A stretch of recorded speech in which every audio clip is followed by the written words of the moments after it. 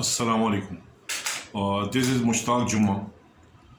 आज मैं आप लोगों को रूज़वेल्ट होटल के बारे में एक मुख्तसर सा तारुफ़ करवाना चाह रहा हूँ। हम सब पाकिस्तानी रूज़वेल्ट होटल के बारे में सुनते हैं और चूँकि ये PIA की मिल्कियत है, पाकिस्तान की मिल्कियत है और न्यूयॉर्क में है। तो सबसे पहले तो ये बता दूँ कि ये होटल PIA के पास टोटल 4 होटल थे पहले। उन 4 होटल्स में 2 होटल दुबई में थे और एक पेरिस में था और एक न्यूयॉर्क में था। तो सऊदी अरब का एक प्रिंस था, उसके साथ पार्टनरशिप थी। फिर वो पार्टनरशिप अलग हुई और ख़त्म हुई और उसमें दुबई वाले जो 2 होटल हैं वो चले गए सऊदी प्रिंस को, और जो पेरिस और न्यूयॉर्क वाला जो होटल रूज़वेल्ट है, ये दोनों होटल हमारे पास आ गए। पेरिस वाले होटल का नाम है स्क्राइब होटल, उसका फिर कभी जिक्र करेंगे इंशाल्लाह, वो भी बड़ा होटल है। और जो न्यूयॉर्क में जो है ये रूज़वेल्ट होटल है, जो कि वहाँ के एक प्रेसिडेंट थे थियोडोर रूज़वेल्ट, उनके नाम पर है। और इस होटल के साइज़ का आप अंदाज़ा इस बात से लगा सकते हैं कि कराची का जो सबसे बड़ा होटल है साइज़ के हिसाब से वो है रीजेंट प्लाजा होटल। उसके 440 कमरे हैं, जबकि पूरे पाकिस्तान का जो सबसे बड़ा होटल है साइज़ के हिसाब से वो है PC hotel Lahore. PC hotel Lahore के 600 और तकरीबन 5 कमरे हैं, ये 610 कमरे हैं उसके, और वो सबसे बड़ा होटल है। लेकिन जो रूज़वेल्ट होटल है, इस होटल के जो कमरे हैं वो 1025 कमरे हैं। तो इससे आप अंदाज़ा लगा लें कि ये कितना बड़ा होटल है साइज़ में। इसकी जो लोकेशन है, उस लोकेशन की अहमियत का आप इस बात से अंदाज़ा लगा लें कि जो लोग कराची में हैं वो आइए चंडीगढ़ रोड को जानते हैं, जो इस्लामाबाद में हैं वो ब्लू एरिया को जानते हैं। जो माशी हब होता है, जो एरिया माशी हब कहलाता है, कराची में आइए चंडीगढ़ रोड है और इस्लामाबाद में ब्लू एरिया है। इसी तरह से जो न्यूयॉर्क का जो माशी हब है वो है मैनहट्टन। आप समझें कि न्यूयॉर्क के माशी हब होने का मतलब है कि पाकिस्तान का माशी हब, पूरे अमेरिका का माशी हब मैनहट्टन जो है, वहाँ पर ये होटल वाक़ है, रूज़वेल्ट होटल। वहाँ पर हमारा क्रू भी जाता है, PIA का क्रू। अब तो न्यूयॉर्क फ्लाइटें नहीं जा रही, लेकिन जब जाती थी तो उस ज़माने में हमारे रोज़ाना के हमारे 18 कमरे बुक होते थे। 14 कमरे हमारे क्रू के होते थे और 4 कमरे हमारे पायलट्स के लिए होते थे। तो वो हमारा एक पक्का उनसे एग्रीमेंट था। वो होटल जहाँ पर क्रू ठहरता था वो 2.5 स्टार रैंकिंग का होटल था, पेंसिल्वेनिया होटल। वहाँ की लोकेशन बहुत अच्छी थी।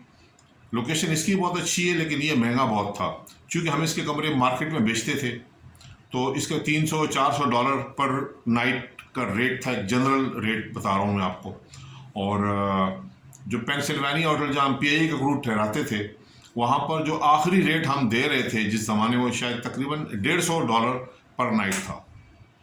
तो ये जो रूज़वेल्ट होटल है, इसकी लोकेशन जो ये मैनहट्टन ये वही एरिया है जहाँ पर 9/11 में जो टावर 2 गिराए गए थे, और ये उस वजह से भी मशहूर है और एक माशी हब है।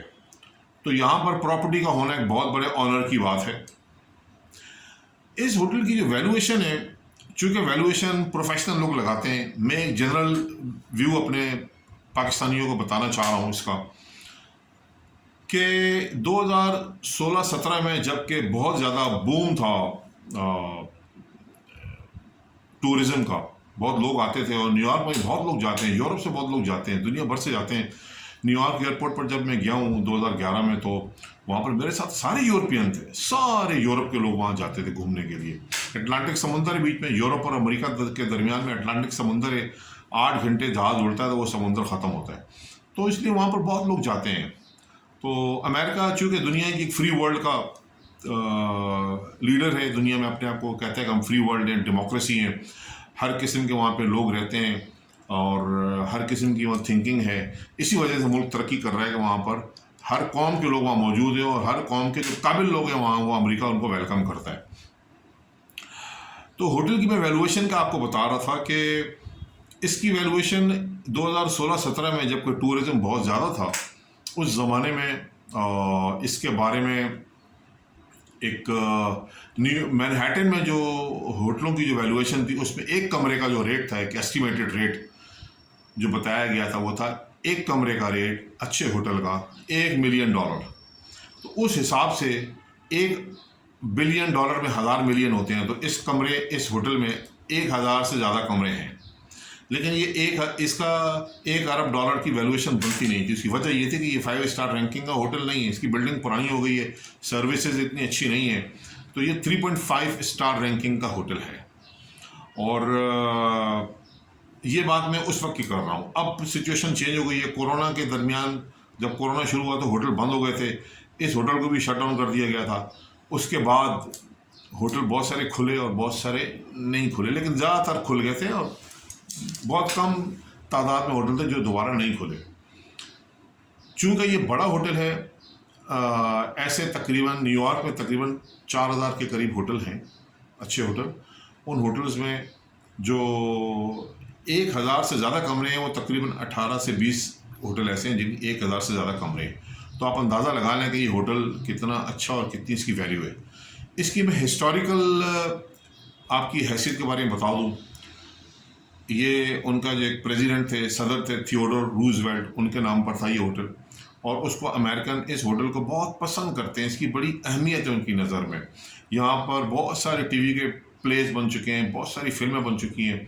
एक बड़ी मशहूर फिल्म है मेड इन मैनहट्टन, मैनहट्टन की आया काम करने वाली। उसमें एक बड़ी मशहूर अदाकारा है हॉलीवुड की, जेनिफर लोपेस, वो इसमें हीरोइन है और वो काम करती है होटल के अंदर, हाउस कीपिंग का काम करती है। और उसमें उसकी एक स्टोरी होती है। वहाँ पर एक साहब आते हैं जो वहाँ के इलेक्शन लड़ रहे होते हैं, पॉलिटिशियन होते हैं, और एक बड़ी अच्छी कहानी है। 2007 में फिल्म रिलीज़ हुई, आप वो फिल्म देखें, बहुत अच्छी फिल्म है। वो रूजवेल्ट में पिक्चराइज की गई थी वो फिल्म। तो इससे आप अंदाज़ा लगा लें कि इस होटल की क्या वर्थ है और उन लोगों के दिल में क्या हैसियत है इस होटल की। बदकिस्मती से कोरोना के बाद से होटल दोबारा से चल नहीं पाया। उसमें बहुत सारी वजूहत हैं, उसमें मैनेजमेंट की मसाइल भी होते हैं, फिर हमारे PIA का हालात भी इतने अच्छे नहीं हैं, और फिर ये है कि और बहुत सारी चीज़ें हैं। एक मैनेजमेंट कंपनी का ये होटल दिया हुआ था। अब लेटली हमें पता चला है कि इस होटल का एक एग्रीमेंट किया गया है वहाँ की बल्दिया के साथ, जो उसको हम लोकल गवर्नमेंट कहते हैं न्यूयॉर्क की, और उनके साथ एक 3 साल का एग्रीमेंट किया गया है। और वो हमें वहाँ पर वो ठहराएंगे, यहाँ पर इस होटल में इमिग्रेंट्स को। इमिग्रेंट्स कौन होते हैं? जो गरीब मुल्कों के जो लोग वहाँ जाते हैं, वहाँ पर जो सियासी पनाह मांगते हैं, पॉलिटिकल असाइलम वो लेते हैं, और वैसे किसी वजह से वहाँ वीज़ा उनका एक्सपायर हो जाता है, वहाँ वो रुक जाते हैं, तो उन लोगों को वो वहाँ पर ठहराएंगे। जाहिर है वो लोग फिर उस होटल को कंडीशन उससे होटल की और ख़राब होगी, उस तरह से मेंटेनेंस नहीं रहेगी। तो at the end of this term, ये वाला जब एग्रीमेंट ख़त्म होगा, ये शायद 3 साल का एग्रीमेंट किया गया, तो फिर उसके बाद होटल की वर्थ और कम हो जाएगी। किसी भी बिज़नेस की जो वर्थ होती है, उस जो वैल्यूएशन लगाई जाती है, वो प्रोफेशनल लोग लगाते हैं। चार्टर्ड अकाउंटेंट कंपनीज आगे से वैल्यूएटर हायर करती हैं, वो वैल्यूएशन के एक्सपर्ट लोग होते हैं, वो वैल्यू लगाते हैं, उसमें वो बहुत सारी चीज़ों को देखते हैं, और उसमें एक चीज़ कमाने की कैपेसिटी होती है। जैसे एप्पल है, कुछ अर्से पहले एप्पल $2 ट्रिलियन से ऊपर चली गई थी, यानी कि 1 ट्रिलियन में 1000 अरब होते हैं, मतलब 1 अरब में 1000 मिलियन होते हैं, और 1 ट्रिलियन में 1000 अरब होते हैं। तो यानी कि $2000 अरब से ज़्यादा की उसकी हैसियत हो गई थी एप्पल कंपनी, जो एप्पल मोबाइल की जो कंपनी है। अब उसके एसेट इतने नहीं थे, लेकिन उसकी कमाने की जो गुंजाइश है, कमाने की कैपेसिटी है, वो इतनी अच्छी, इतनी ज़्यादा थी कि वो कंपनी की वैल्यूएशन जो है ना, वो $2 ट्रिलियन से ऊपर चली गई है। तो इसी तरह से ये जो होटल है, ये होटल अगर इसके अंदर कमाने की कैपेसिटी है, ठीक है, इसका साइज़ भी है, इसकी लोकेशन भी है, सब चीज़ें हैं, लेकिन अगर ये कमा रहा है पैसे, तो फिर इसकी वर्थ बढ़ती है। इसमें मेरा एक नज़रिया ये है कि मैं होटल के मार्केटिंग के लोगों की मिसाल आपको देता हूँ, जो होटल को मार्केट करते हैं, होटल की कमरों को बेचने में बड़े एक्सपर्ट हैं। उनमें 1-2 लोग पाकिस्तान में हैं, मैं उनका ज़रूर जिक्र करूँगा। एक अजीम कुरैशी साहब हैं, जो PC कराची के जनरल मैनेजर थे से पहले, उसके बाद उन्होंने रीजन प्लाजा में आए थे कुछ अर्से के लिए, फिर वो अवारी होटल में चले गए थे। वहाँ पर जो अवारी होटल के एक होटल बीच लग्जरी, उसको उन्होंने काफ़ी ज़्यादा अप किया। और मुझे याद है रमज़ान में होटलों का बिजनेस नहीं होता, आपको पता है हमारे मुल्क में, लेकिन उन्होंने रमज़ान में भी रौनक लगाई हुई थी, रात को भी इतनी एक्टिविटी करते थे वो। तो ये एक अंदर का, एक इंसान के अंदर एक कैपेसिटी होती है, एक एबिलिटी होती है सेल करने की, बेचने की अपनी प्रोडक्ट को। इसी तरह से अब एक और होटल है, उसके जो जनरल मैनेजर हैं, मैं उनका जिक्र भी ज़रूर करूँगा। छोटा होटल है लेकिन वो कमाल के सेल्समैन है, वो है यासिर। होटल मेहरान है कराची, उनके जनरल मैनेजर, अब जनरल मैनेजर हो गए हैं। बड़ी पुरानी उनकी होटल के साथ एफिलिएशन है, और मैंने देखा कि हमेशा वो होटल भरा रहता है। मेहरान होटल छोटा होटल है लेकिन भरा रहता है।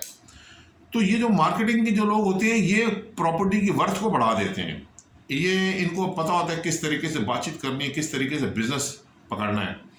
अब मैं आपको एक चीज़ और बताऊं बड़ी दिलचस्प, वो ये कि एक मार्केटिंग का एक्सपर्ट, पाकिस्तान का एक ऐसा एक्सपर्ट है मार्केटिंग का, जिसको अमेरिका में भी माना जाता है और यूरोप में भी माना जाता है, और वो है मुल्तान में वो पैदा हुए, और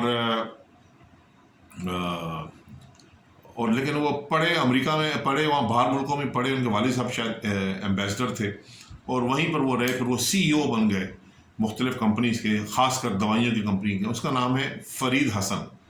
उनको मगरबी दुनिया में लोग फ्रेड कहते हैं, FRED, फ्रेड हसन कहते हैं।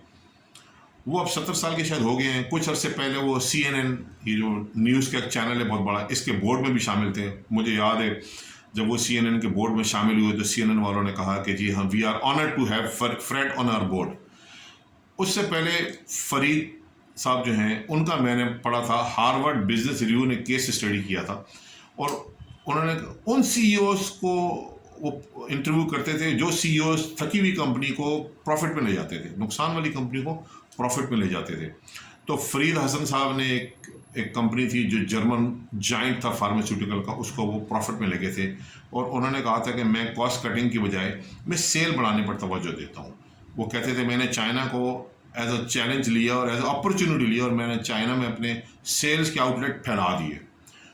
तो मैं ये कहता हूँ कि होटल जो हमारा रूजवेल्ट होटल है, इसके लिए कोई अजीम कुरैशी, कोई यासिर, कोई फरीद हसन साहब, इस तरह के मार्केटिंग के लोग वो देखे जाएं न्यूयॉर्क में, जो इस होटल को लेकर आगे बढ़े। बहरहाल अब फिलहाल तो ये है कि वहाँ होटल का एग्रीमेंट हो चुका है। I wish all the best, और ये एक रूजवेल्ट होटल का तारुफ था आप लोगों के लिए। होपफुली इंशाल्लाह अगली बार फिर किसी और अच्छी मालूमाती मौजू पर आपके पास हाजिर होऊंगा। साइनिंग ऑफ नाउ, मुश्ताक जुम्मा। Thank you very much.